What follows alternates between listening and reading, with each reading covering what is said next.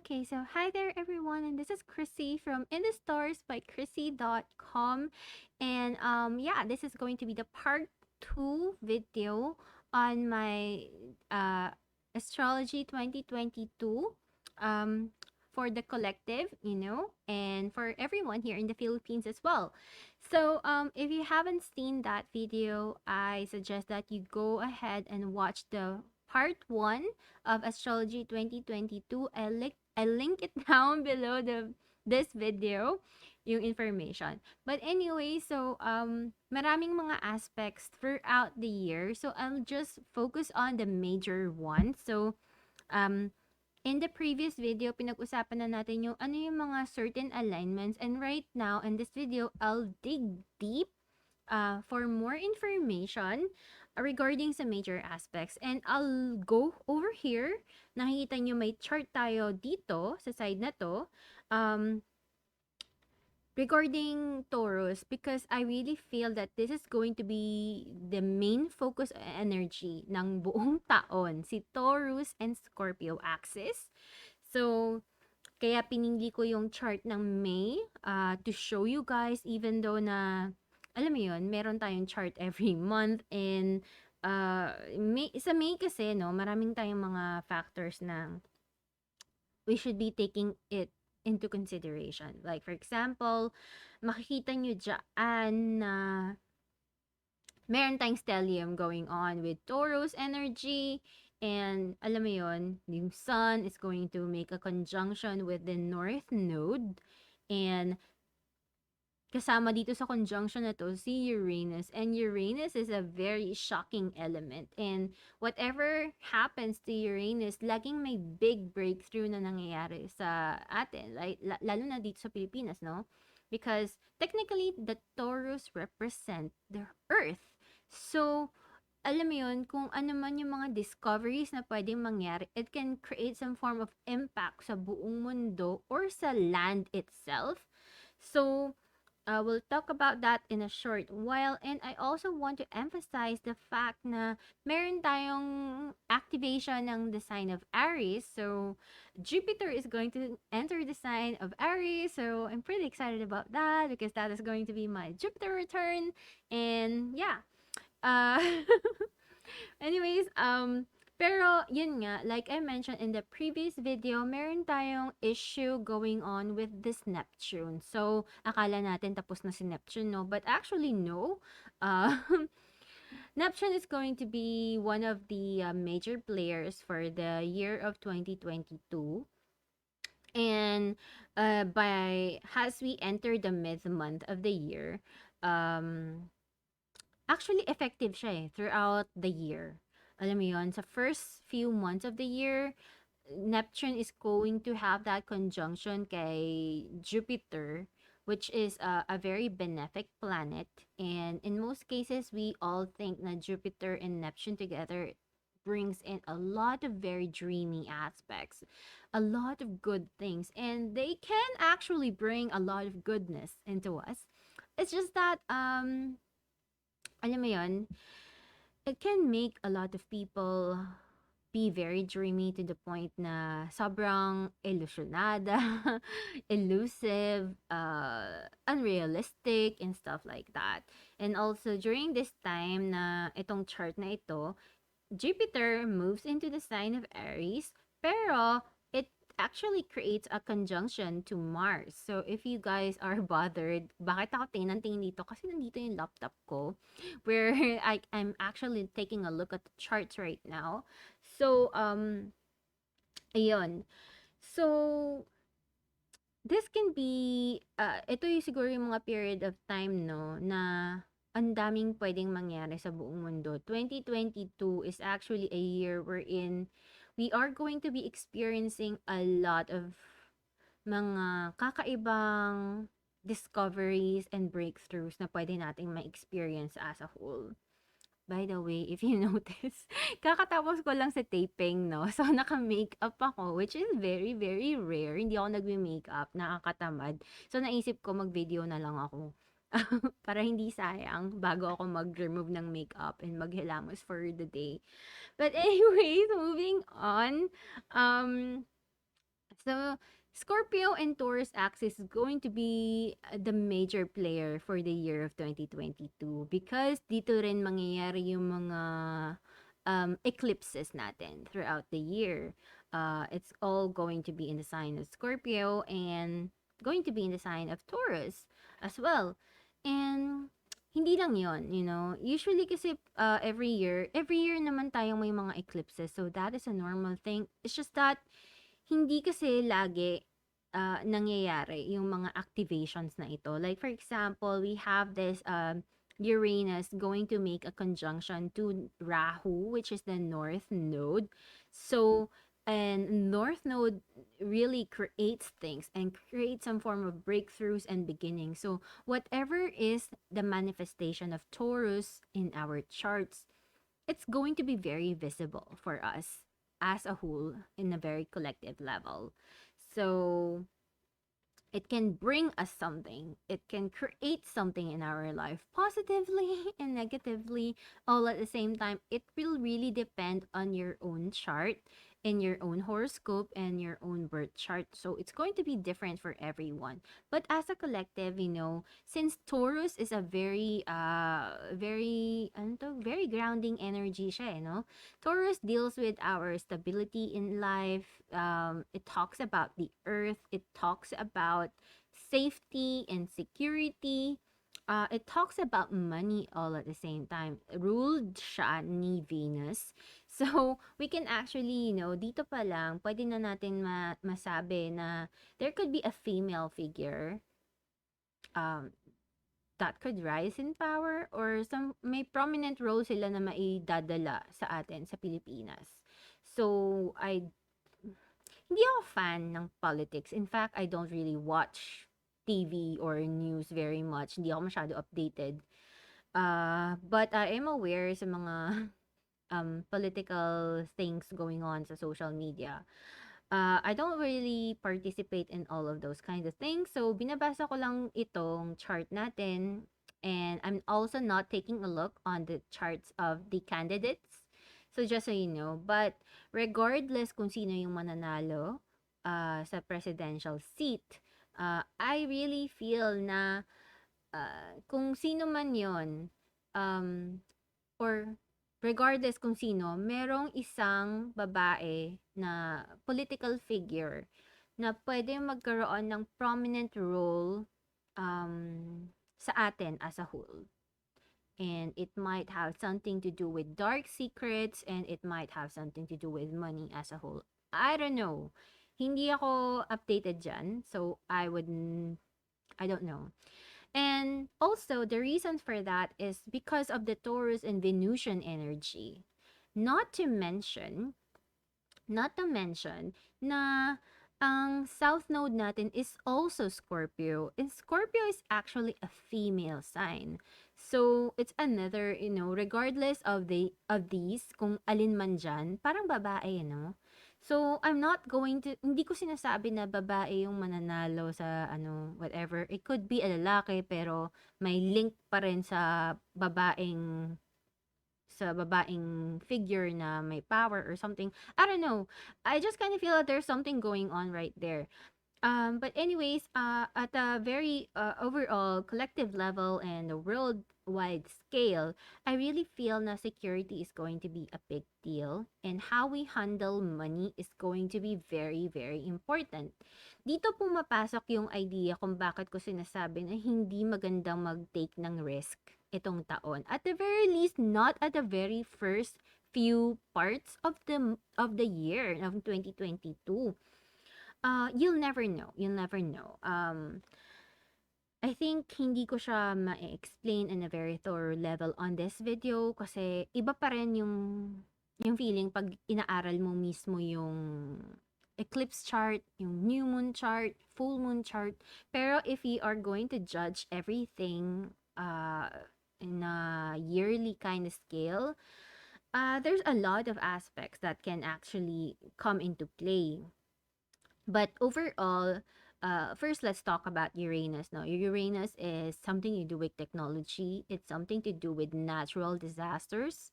Something to do with accidents, you know, mga biglaang scenario. and stuff like that. Uranus is a very rebellious sign. So, it could be something na hindi agree yung mga tao or something like that. Um, and Rahu is the dragon's head, Uh, there could be a situation here wherein something gets overwhelmed, 'di ba? Kaya parang may mga something about technology na parang pwede magkaroon ng glitch. Dito rin pumapasok yung sinasabi ko na parang pwede ring magkaroon ng mga technology failures or and stuff like that. So if you are into cryptocurrency and ang dami mong pera doon, I suggest you take that out. I mean, of course, you will have to trust me on that. And kapag hindi nangyari yung sinabi ko, walang sisihan, okay? Pero I really think that there's going to be glitches. I'm not really into cryptocurrency, but kumbaga, since you cannot touch the money that you have online, I really think na maganda yung feeling na meron kang insurance or assurance sa bagay-bagay. You're not just basing all your finances sa isang bagay na hindi mo sure if your money is gonna stay there forever and stuff like that. I'm not saying that we should go traditional because I also don't think that that's going to be the case. Taurus has something to do with our security and safety. And when we're talking about that, we're talking about the banks. And the banks, I don't know if you can trust the banks. Hindi ko alam, okay? But there could be issues with the banks. Maybe magkakaroon sila ng new technology about that. Pero syempre, magkakaroon ng mga glitches. Of course, Uranus always creates the glitches. Hindi talaga siya maiiwasan. Now, there's a lot of topics going on when it comes to Scorpio dahil South Node daw si Scorpio. And people are thinking na, is this going to be a negative thing? It's gonna be a loss ba or something? Actually, no. There is no concrete evidences that the South Node creates losses for people, okay? Like for me, for example, this year we have the South Node in the sign of Sagittarius, which is on my third house. I don't think that I had any concrete losses na ma-mention. In fact, what I did was I created my Facebook group and nagkaroon siya ng mga growth, nagkaroon siya ng advancement into my career, which I think is a positive thing. And so, parang nagkaroon siya ng growth. So, regardless where is your Rahu or K2 or South Node or North Node, meron niyang mga effect na mangyayari sa chart mo. Of course, it's going to affect you personally in a different way. So, it really depends, no? So, for example, kung nasa 10th house mo yung South Node mo, it can create some form of changes and when it comes to your career. Maybe you want to change jobs. And most likely, pagka nandyan yung 10th house mo, bali, nandyan, for example, you have your sun in the sign of Scorpio, nasa 10th house, and then, as you guys can see here in this image that I made, meron tayong moon and K2 sa Scorpio. That can actually create you in a situation wherein some form of transformation is going to occur for your career.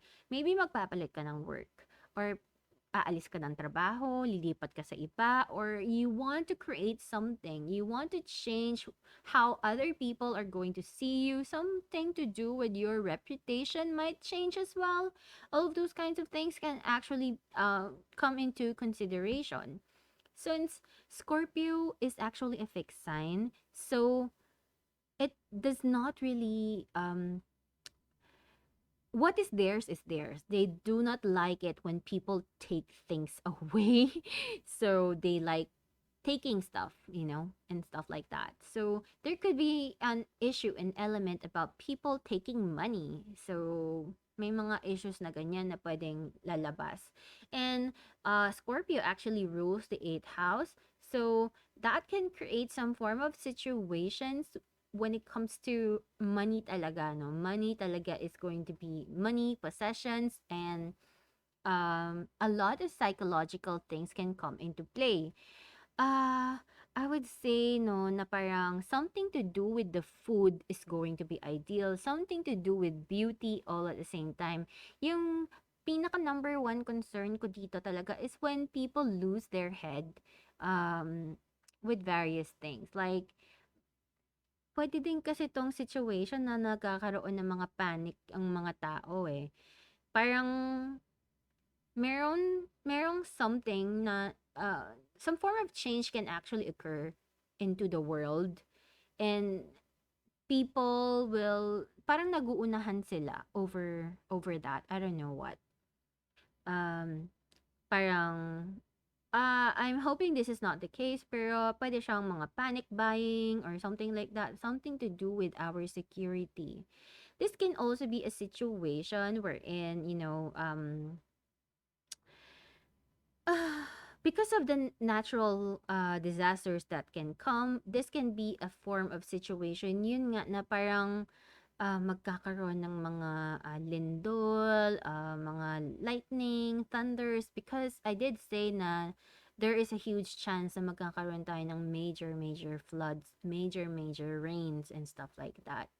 So those are the things that can come into the picture as well. Lalo na itong itong area nitong May area na nasa chart natin, with Mars and Neptune all together right there. There could be something na parang bara or puno or something like that, you know. We are really functioning in a very emotional level as well. So alam mo yun, people tend to lose their head. So, I really hope na nothing scary can come about this. Because element of not success. Okay, element of excess can come in very strongly, which can be quite scary in one way or another. And also this could be a situation wherein we are gonna feel weak, you know. I really think na health ng tao is going to be very ideal. So maybe you are going to, or people are going to want to be healthy nowadays because hindi na sila healthy. They are sensing that mas nagiging weaker sila or something like that. Um, Parang alam mo yun, andito na tayo sa point na parang yung feeling natin na yung mga mundane na bagay na ginagawa natin are things that we might not be able to do. Those kinds of things. So parang this could also be an element wherein escaping escaping reality is going to be things that you might be pursuing, people might be pursuing, which can be scary because this can actually spike up the crime rate ng Pilipinas. So it's going to be scary pag ganun. I'm hoping that is not the case. Pero ayun, so this can also be an element wherein we are being asked to have faith in God. You know, wag tayong mawalan ng pag-asa, magtiwala kay Lord, magdasal kay Lord, and stuff like that. Pero ayun nga, doing things the easy way out, doing things the sketchy way, alam mo yun, can be really prominent. So, dun sa mga taong mabilis maloko or naloloko, I would say you have to raise your guards up kasi kumbaga yung mga tao will do everything that they can uh, para anong tawag dun? To para mag-progress in life, alam mo yun? Kasi everyone wants money and ito yung moment in time na parang materialism, possession is going to rule the world. Like, if you don't have this, you lose. Alam mo yun? May something to do with pera, guys, na magiging very prominent sa atin. Parang magkakaroon tayo ng battle with our morality. Whether ito ba yung tama natin gawin? Ito ba yung tama, mali, may pera ba o wala? Yung mga ganyan. And kapag wala namang pera, paano ka magkakaroon ng pera? I think there's going to be an issue when it comes to how we earn money, how we are going to deal with money as a whole. Uh, all of those kind of stuff. Also, kung utang, alam mo yun, there could be an element of, paano ka ba mabubuhay mag-isa? Parang ganyan. Um, kung sanay kang mangutang, baka ito yung time na wala ka nang mapag-uutangan and kailangan mo na gumawa ng sariling paraan paanong kikita ng pera. And, you know, this is going to create a lot of innovation to a lot of people, which is actually a really good thing. Uranus is, ito yung Uranus kasi is, ang sakit nito is like, alam mo yun, parang blinking lights to eh. Patay sindi, patay sindi. And ito rin yung moments na parang fixed to eh. Like, we're not really moving forward that much. Like, I don't know. There's just an element of blinking on and off kind of stuff. Also, there is also a situation here wherein magkakaroon ng panibagong rules ang mundo, feel ko. Mga ganyan. We should also be very careful of any form of temptation that might actually come. Kasi people are going to be tempted. And parang, alam mo yun, lumalaki ang ulo ng mga tao minsan. Feel ko ganito, feel ko ganyan. All of those kinds of things. And like I said, you know, spirituality can be a really, really big thing. And there could also be discoveries or some form of breakthrough when it comes to astronomy, astrology, because Uranus rules astrology. So let's not forget that. So, also, ayun nga, conflicts can actually be prominent as well, lalo na sa politika. So, hindi ako masyado active dun. So, I cannot really say a lot about that. But, it can be quite scary kasi parang there could be people who wants to completely control or completely dominate something. And I don't know. And some people might be gonna go against that. They're going to, I don't know, parang people power or something, hindi ko sure. I really hope not, no. Pero, kumbaga, a lot of people are so uncontrollable and very passionate sila sa mga belief system nila. And they can lose their head over everything. Um, and then I'm taking a look at the charts, and for me, isa din sa mga concern is yung the month of July. I would say the month of July, I don't know kung how is this gonna turn out, but people are going to be speaking up. Like a lot of people are going to be, I don't know, going out of their comfort zones, or hindi na nila ma-suppress lahat ng mga emotions na nafe-feel nila sa loob-loob. And like I said, during this time, sobrang strong ng Uranus conjunction to Rahu. And then by this time as well, yung Mars is also going to create that conjunction. So, around July din eh, no? Parang ano, napaka grabe ang highlight ng, ng world. So, it's going to be a scary thing if you would ask me, lalo na tong opposition with Uranus, because you could either earn a lot or lose a lot. And it's always something that hindi, ano siya eh, para siyang element na hindi natin ina-expect na mangyayari, pero nangyari. It's something that we cannot control as well. So, I would say prepare for the unpredictable in most cases. Magkakaroon tayo ng mga changes of direction. What we think and what we believe ang isang bagay is to be may not be exactly that kind of stuff. Alam mo yun? So, there could also be people who gets easily triggered Um, I don't know. I think I posted something on TikTok and on my Facebook group regarding a premonition sa dream ko. Which is not always the best, pero ang sinabi ko lang, pero isa-isa na nagma-manifest, nangyayari. Hindi manifest, no? Kasi hindi naman ako nagma-manifest. Pero it's a prediction in my dream. So, napansin ko lang na isa-isa na sila nangyayari. Which I'm really hoping it's not gonna come true entirely because that is going to be a situation wherein parang may mga gera na nangyayari, no? I don't know. Um, hindi ako masyado nag-engage sa mga topics of the Civil War. But I really think na aside from that, we are going to battle something for ourselves separately from what is happening in the world. Um, Parang mas matapang na kasi yung mga tao nowadays. And hindi lang yung tao, but what other people can do, other people in power can do, can create some form of major effects to the world. All this kind of stuff.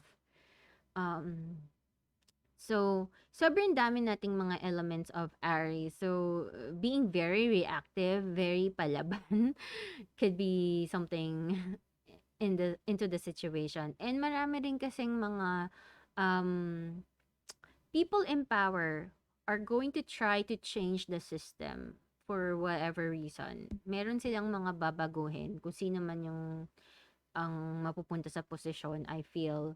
Meron silang mga babaguhin and it could be even something that I would say, alam mo yun, mapupunta tayo sa news palagi siguro sa ibang bansa or something like that.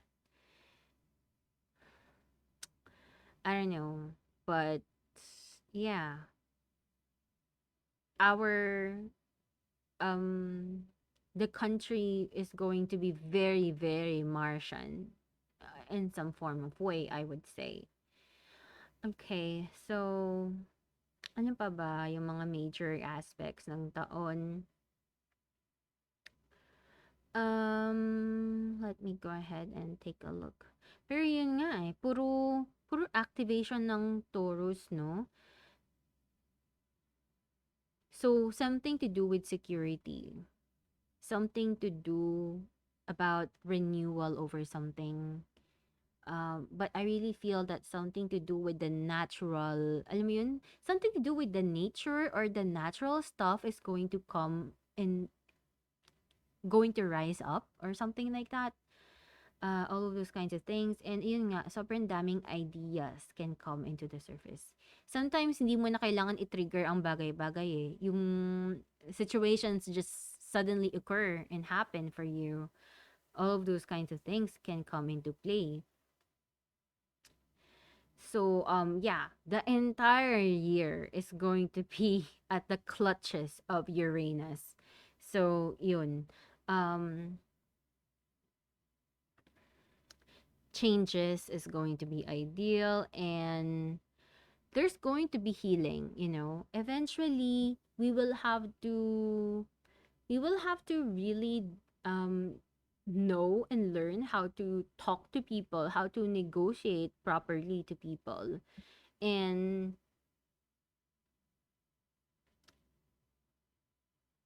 and have that awareness na hindi lang tayo puro reaction, kailangan din natin mag-isip bago tayo mag-act.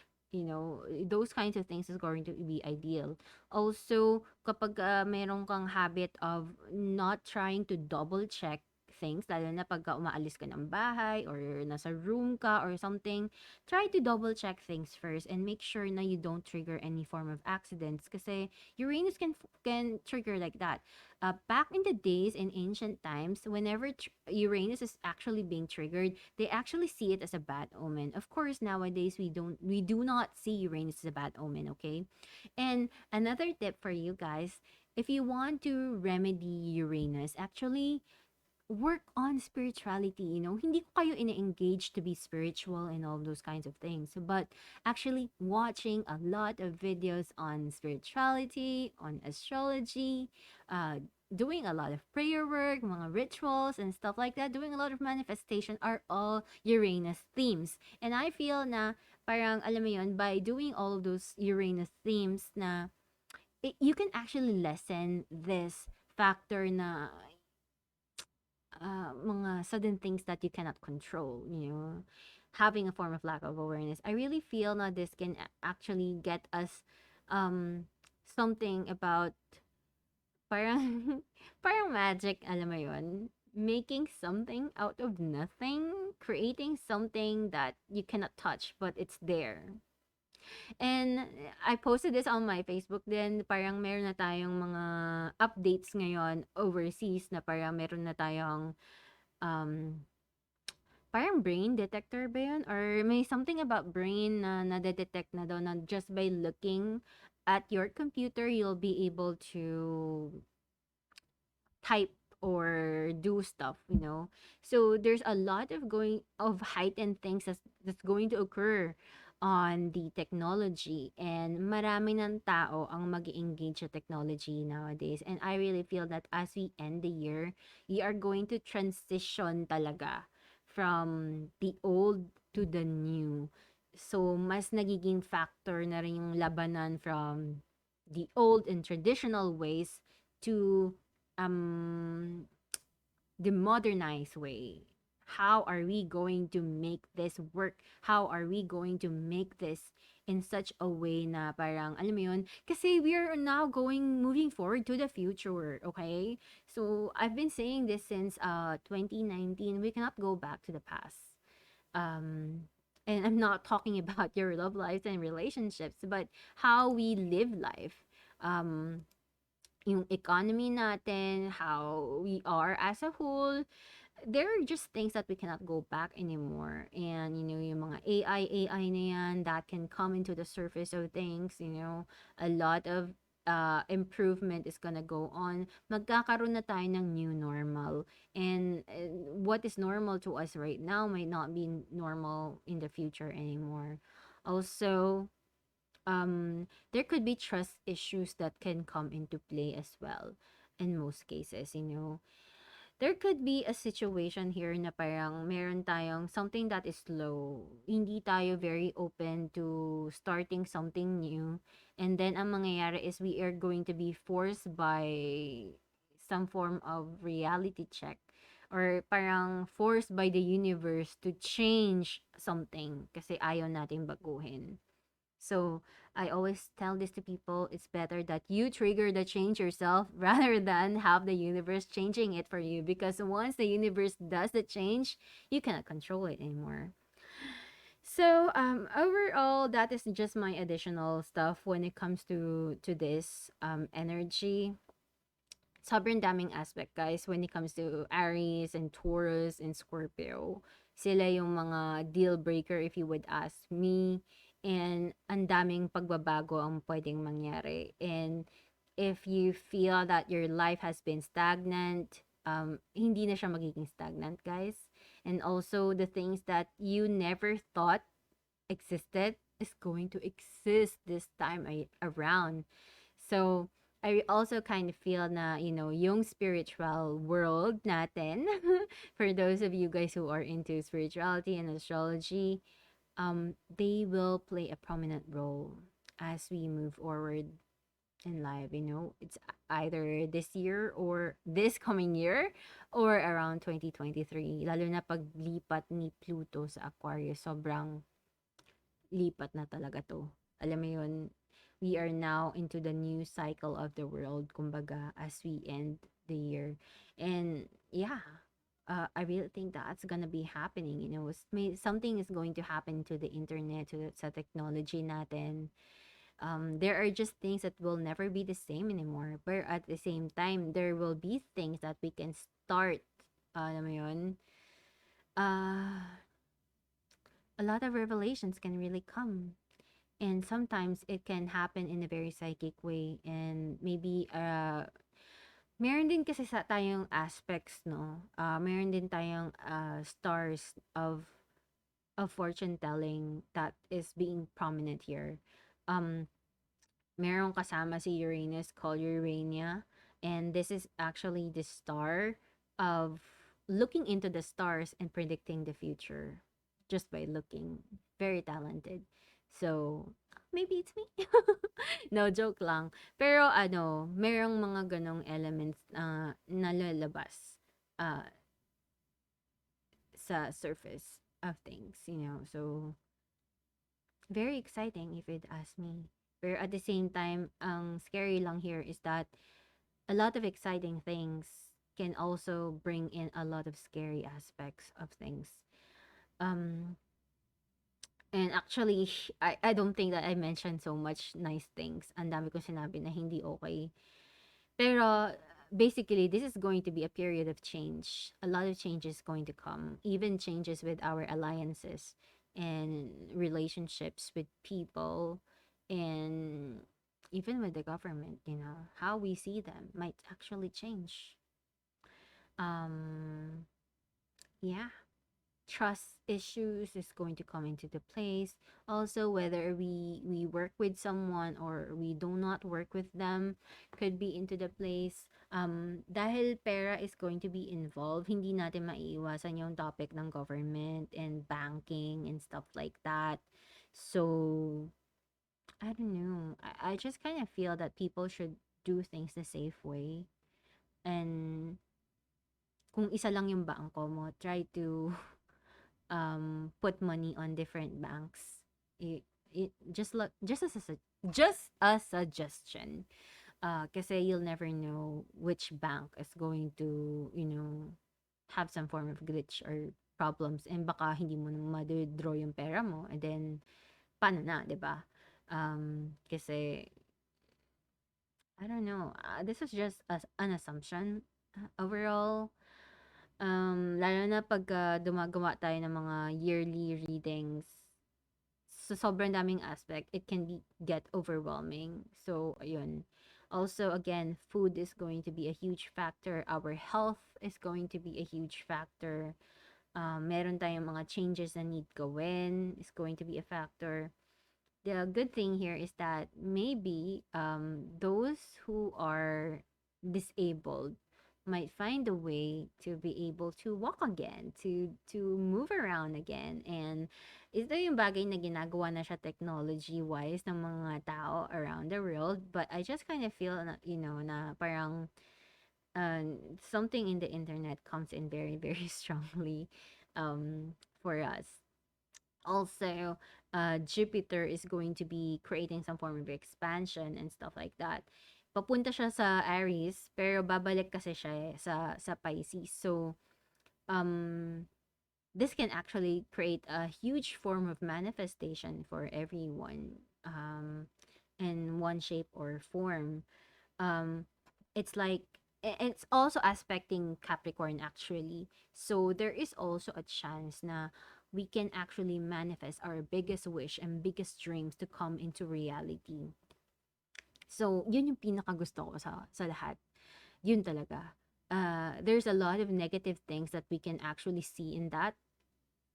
Pero I'm sticking with the positive and sticking to the point na parang making things happen. So if you are into manifestation, this is going to be the year that you would want to work on manifestation, your manifestation skills, because you can actually put things into fruition, like getting your happily ever after.